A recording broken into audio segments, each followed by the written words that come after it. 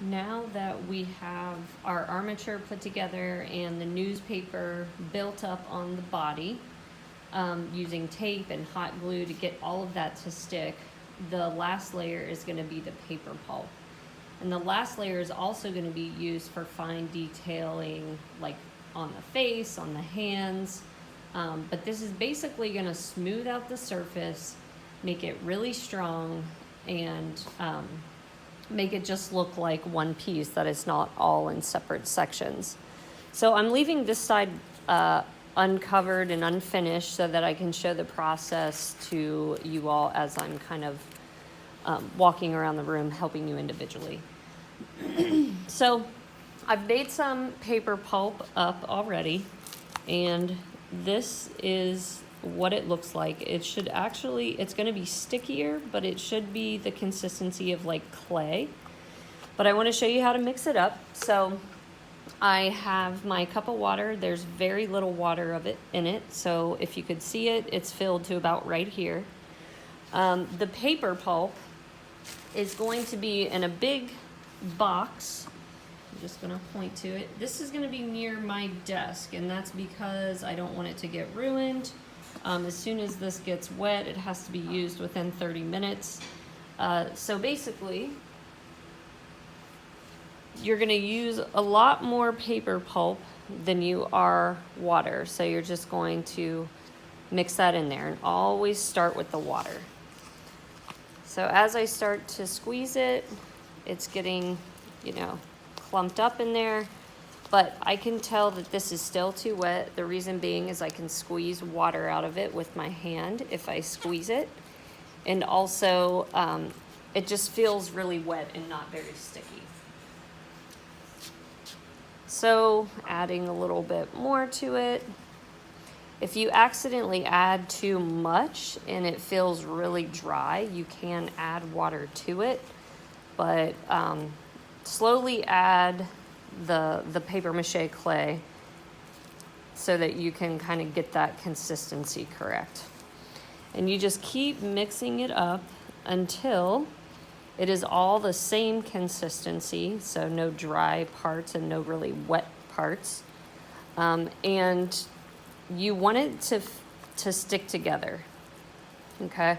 So if you squeeze it in your hand and it's kind of crumbling away, it's not mixed up yet, or the consistency is wrong. So this is a good consistency for using it.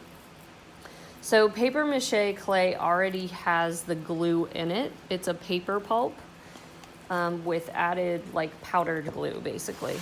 So it's fairly simple to use. You can see that my guy, he has a fair amount of tape on him, and that is so the newspaper can't shift too much. It's okay if there's like little pieces that kind of are popped up, but if it's all kind of like you can get underneath of it or coming off of the piece, really want to tack that down. And again, you can use hot glue or the masking tape, and I did a little bit of both. I'm just going to add this to here. So you have about 30 minutes to working with this. So that's why we're only making a little bit. It's kind of like plaster in the sense that it has a drying time. Plaster is a lot faster than this, but this is actually going to go a long way because remember, I'm only doing a thin layer. So I'm going to get started. So I'm first going to flatten it out in my hands a little bit and push it up, almost like suctioning it up against the body. It's also nice if you have a wooden tool, because some of these sections you want it to be pronounced and not get like covered up into one. So what I mean by that is like the arm in comparison to the body here, you want to make sure that there's a definition or a line between those two spots so that basically it doesn't get hidden and turn into like one uni body. As you can see too, I am able to just smooth this. So once I get it pressed up in there, I can just take my hand and smooth that. Now, if your piece or your clay is really wet, it takes a really long time to dry. It might seem like you can smooth it better with more water, but really that isn't the case. So let me grab a wooden tool really quickly and I'll show you kind of what I mean.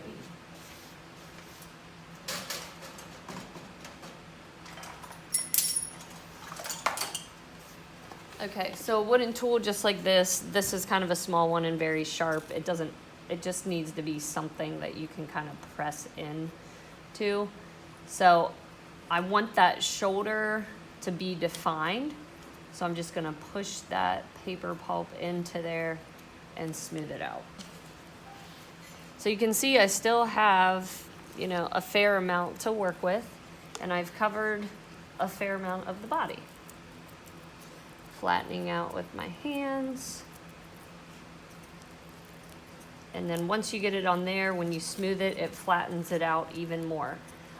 When you are adding this, so try to overlap the paper pulp onto one another. So for example, if I had this piece and I wanted to add it, let's say here on the shoulder, I'm not gonna lay it right here. I'm gonna lay it on top of where I've already added, just because it makes it easier. It doesn't really slide around as much and you can get it smoother. Again, I want to keep that definition of the shoulder, so I'm just going to push that in a little bit. So as far as the small details, I have mentioned that it's really nice to have your computer pulled up with multiple images of your animal to be able to see some of those structures and the muscles and how much they kind of push out and pull in. Also remember, like, you pretty much have the right proportion down in terms of, like, on top of here, you're not really adding below or on the top, just a really thin layer. But as far as like the face, I do have to build that up.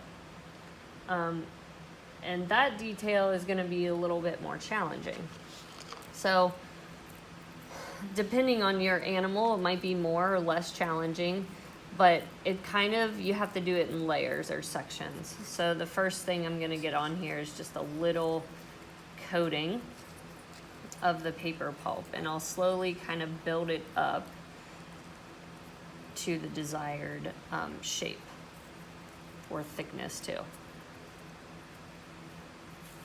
So I can see on the edge of my animal right here, it bounces up. It kind of has like this curvature. So maybe on that edge, so I just made almost like a coil. You can use it kind of like clay. And I'm just gonna add that around there and then just make it, you know, blend it in. Now, if you didn't have enough, or like it doesn't look built up enough, then go ahead and just add more on top. And you can do this, it can dry, and then you can come back to it the next day to work on it. It doesn't all have to get done today. But I would say the smoothing part is kind of important as you're building up every day. So I'm not gonna be adding much more to the snout area, like on the top of it. It's more or less gonna be on the side so I can get how his like face comes out right there. So I might take a little chunk there, and I'm gonna need to add some more. I wanna cover all of the cardboard, so you will cover that up, but it's not like you're adding much thickness to it like I did just here. And I am getting low on the paper pulp that I just made, so I'll show you just a couple more things, and then that'll kind of be it for this demonstration. So if you have that wooden tool next to you, you can use it to push in the paper pulp. All living things have eye sockets. and ins and outs basically to their face. It's not all one height. So I can use the end of a tool to kind of press in some of those areas. I have told you guys we're not getting too crazy with detail, so you don't have to be like sculpting the eyes or something. You can.